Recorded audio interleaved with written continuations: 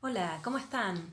Bienvenidos a Guías Inquietos, mi nombre es Mercedes, soy guía oficial de turismo y en este vídeo los quiero invitar a conocer a Goya, Francisco de Goya y Lucientes, uno de los pintores más importantes y más famosos de España y uno de los grandes artistas de la historia universal del arte. Bueno, este vídeo va con dedicatoria, se lo dedicamos a Ariadna, que tiene tan solo 5 añitos, es de Buenos Aires, Argentina, nos escribió su mamá Laura. Ya que vieron nuestro vídeo de Velázquez, los invitamos a que lo vean, aquí está subido en nuestro canal, y le regalaron un librito de pintores de España, sobre todo de Goya, que se lo llevaron del Museo del Prado, le gustó mucho, le impactó mucho, y luego de ver nuestro vídeo nos pidió entonces que quería un vídeo sobre Goya. Así que bueno, te lo dedicamos, un saludo, gracias por contactarnos con nosotros, a toda la familia, Laura, Gabriel, Carmen, Ariadna y tu hermanita. Bueno, así como Ariadna, les pedimos a todos los que quieran participar, pedirnos algún vídeo de algún tema, algún personaje o hecho especial aquí de España, serán bienvenidos. Tenemos varios en la lista para próximos vídeos.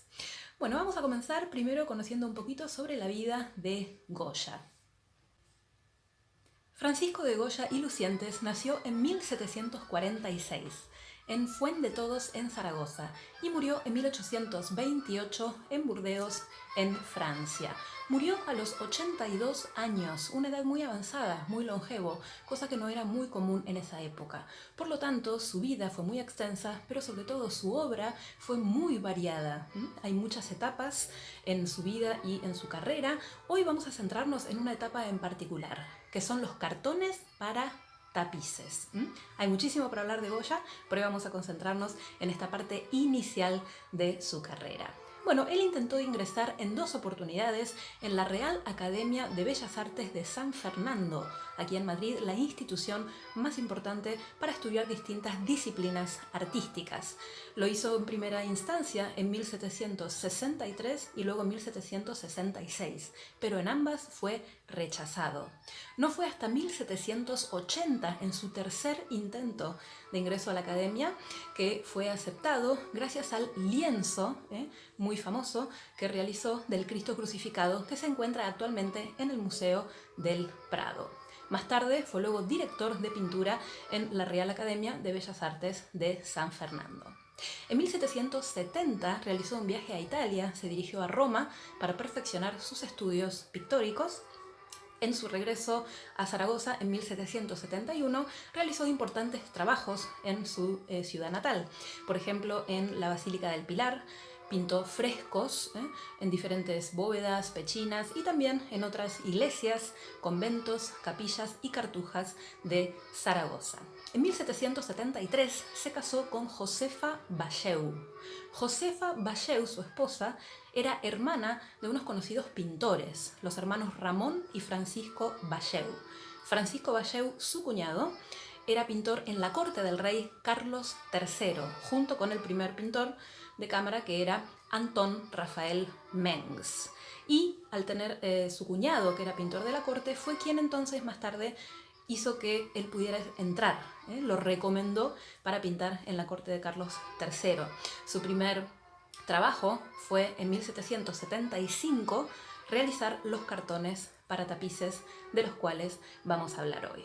Bueno, se radicó entonces en Madrid y tuvo en la corte acceso a la colección real, por ejemplo las pinturas de Velázquez, que influyó mucho en su estilo y en su carrera. Este primer empleo de pintor de cartones para tapices fue muy importante porque fue el primer paso o el paso previo para luego ser él el primer pintor del rey. Esto fue en 1788, cuando murió el rey Carlos III y fue sucedido por su hijo, el rey Carlos IV. Ya para entonces, estamos hablando de 1789, ¿sí?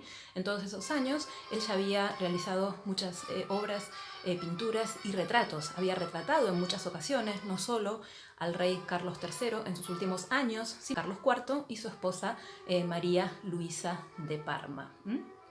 Bueno, en 1792 sufrió una importante enfermedad. Esta enfermedad fue provocada por una intoxicación por plomo. Esto se debe... Hay varios motivos o hipótesis. Una de ellas es, por ejemplo, que se piensa que él pudo haber sufrido lo que se conocía en aquel entonces como el cólico de Madrid, que era una intoxicación por plomo provocada por las sustancias que poseían los recipientes donde se cocinaba y preparaba la comida. Por ejemplo, los barnices que cubrían las cerámicas de los recipientes, o también por las soldaduras de las ollas y las cacerolas. Bueno, lo cierto es que él estuvo en convalecencia mucho tiempo, en estado bastante grave. Finalmente se recuperó, pero le quedó una secuela. Esta secuela fue la sordera. Goya se quedó sordo. Esto también marcó un poco su carácter, un cambio en su temperamento, se volvió bastante retraído, introvertido, con un clima, un carácter un poco más seco, más frío, más distante, más ermitaño. Pero también repercutió en su obra. A partir de entonces, él no solamente realizó encargos de la familia real y del círculo de la aristocracia o de los intelectuales de la Ilustración de esa época, sino que también comenzó una obra muy prolífera de obras de su propia invención y su propia inspiración e iniciativa. Son muy famosas en esta época, por ejemplo, una serie de estampas, de grabados, de aguafuerte, como los caprichos, los proverbios, más tarde los desastres de la guerra, la serie Tauromaquia y luego, posteriormente, las famosas pinturas negras. Lo que se destaca luego de su enfermedad es teñir estas obras de su postura de transmisión de su estado emocional y también de su pensar, de su pensamiento, sobre todo crítico, irónico, satírico, con respecto a la situación política que se estaba viviendo en España, pero también críticas a la sociedad, a los estereotipos sociales. Algunas de estas obras, por ejemplo, tratan temas como críticas a la Iglesia, de índole anticlerical, a la Inquisición, pero también son obras donde podemos ver temas que tratan los vicios, la marginalidad, monstruos, temas oníricos, y ridiculizar un poco a los estereotipos de la sociedad de aquella época. Los famosos también lienzos que realizó siendo primer pintor del rey, bueno, son los de famoso 1800, el retrato de la familia de Carlos IV, que se encuentra en el Museo del Prado, un gran lienzo, y también del ministro de Carlos IV, el valido, Manuel Godoy. Esta fue la época en que realizó en 1802, 1805 las famosas majas, la maja desnuda y la maja vestida. También se encuentran en el Museo del Prado. Entre 1775 y 1792, o sea, hasta su enfermedad, Goya realizó al menos 7 series de cartones para tapices. Estos eran tejidos luego en la Real Fábrica de Tapices de Santa Bárbara, que todavía existe, funciona aquí en Madrid, cerca de la estación de Atocha. Les recomiendo que la visiten, ya que admite visitas guiadas y es muy interesante por el acervo histórico.